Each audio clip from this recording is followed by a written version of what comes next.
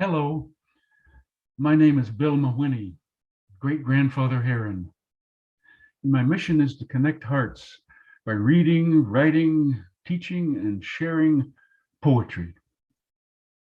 And our theme for this eldership celebration week is weaving our gifts to the world. So today I want to weave 4 poems around a thread called Our Elder Journey. And I hope these poems create resonances that will echo and re-echo in your heart.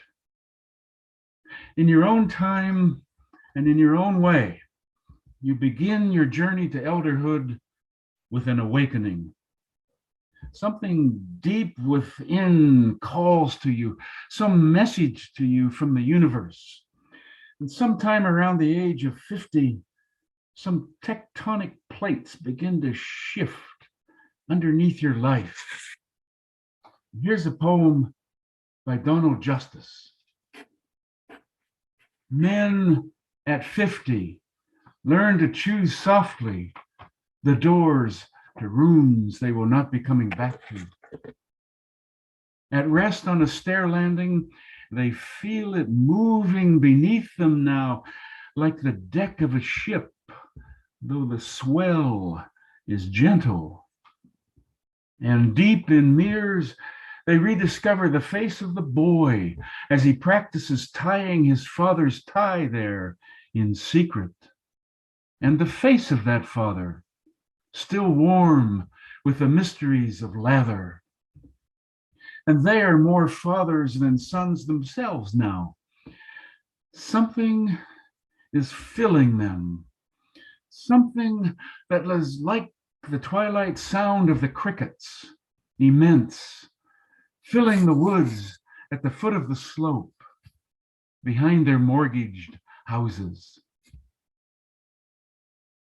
Some immense twilight sound calls you to change direction, to be done with so much doing in your life, and to pay more attention to the world around you, because men at 50 are closing doors to rooms they won't be coming back to.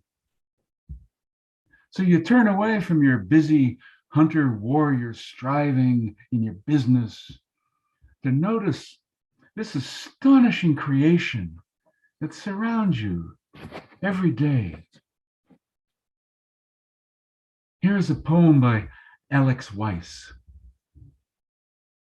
Meetings and conversations and consultations and more meetings and all of this seemingly endless talking and considerations of nuance. While the most remarkable part of my day was the young bald eagle with a couple of ravens in tow, swooping low, unhurried, across the highway, silent. It's during this awakening you count your years and admit you're getting older. You face the fact that you're closer to your death than to your birth. But you're not unique, because what you see and feel at such a time in your life is part of being human. Here's a poem written 1,200 years ago by a great Chinese poet, Han Shan. You find a flower half buried in leaves, and in your eyes its fate resides. You love its beauty, and you caress the bloom, but soon enough you'll sweep away its petals with your broom. It's terrible to so love beauty, to count your own years, to say, I'm old. To see a flower half buried in leaves and come face to face with what you are. And when you come face to face with who you are, you realize you must choose how to live the rest of your life. And here's a poem I wrote.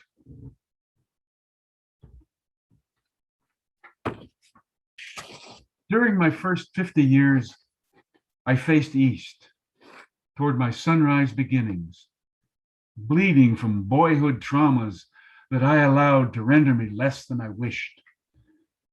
And at the height of life, premonitions of death prickled my flesh. Would I leave a legacy or record any accomplishments?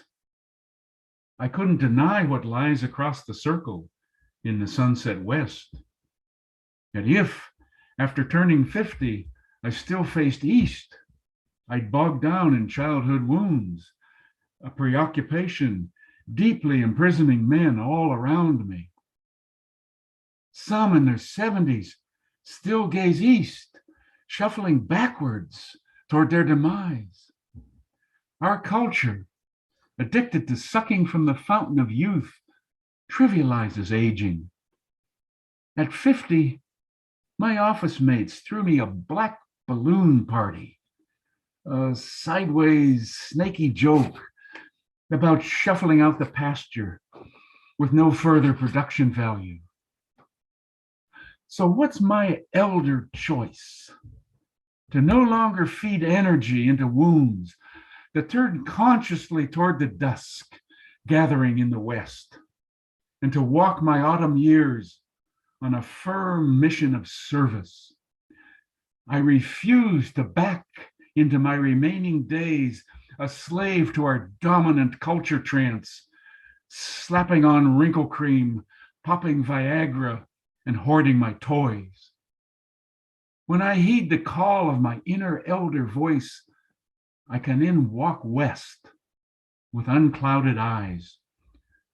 Clear seeing is essential to blessing. And as I walk through my last years, I'm able to see younger men and women in their struggle to become themselves, and I bless them as they evolve rather than treat them as if they need fixing.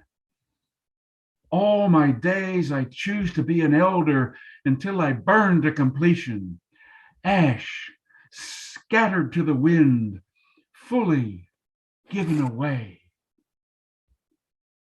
So, my elder brothers, I choose to walk west with unclouded eyes. And I leave you with this blessing. May you know your own life is worthy of song, and may light sweeten your lungs, and may your tongue shine, and may you love yourself as you are loved. And for your listening ears, I thank you.